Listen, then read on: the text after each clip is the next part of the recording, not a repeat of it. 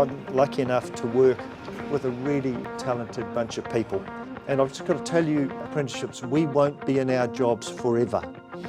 And the landscape that we operate is not a static landscape. We need to embrace talent coming into this organisation. And you're joining, I think, the workforce at an amazingly good time, and to be able to build marketable skills that will create lasting roles for you in all organisations across the UK.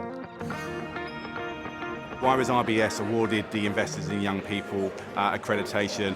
We care about how we support them, how we engage them, how we recruit, and how we retain our graduates, our apprentices and our interns within the bank. We put a lot of thought and focus and time and effort into our propositions. What does it mean externally? Well, for us, essentially, it's that rubber stamp. This is what we're saying we're going to give you, and we can actually show that we uphold that promise as well.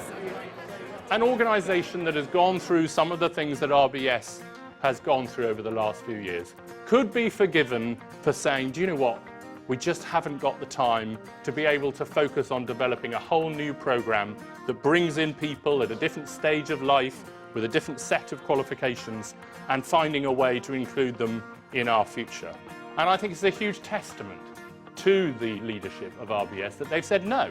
Just because we're sorting out the problems of the past doesn't mean we don't invest in the opportunities of the future.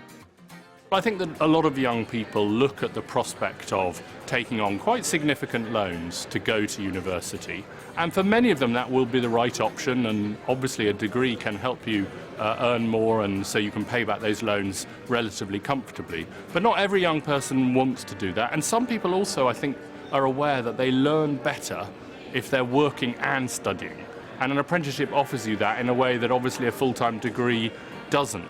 With college, I enjoyed it, but I didn't love it, and I didn't want to continue doing that for 3 to 4 years in university. So with the apprenticeship, I knew I would be getting trained on the job whilst hopefully moving up from the apprenticeship once my time was done.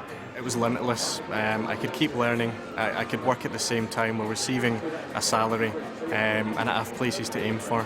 I've learned to boost my confidence, speak to people in big groups. I've learned how to organise myself better. I just feel like I'm a more professional person, that I've been given the skills that I need to progress.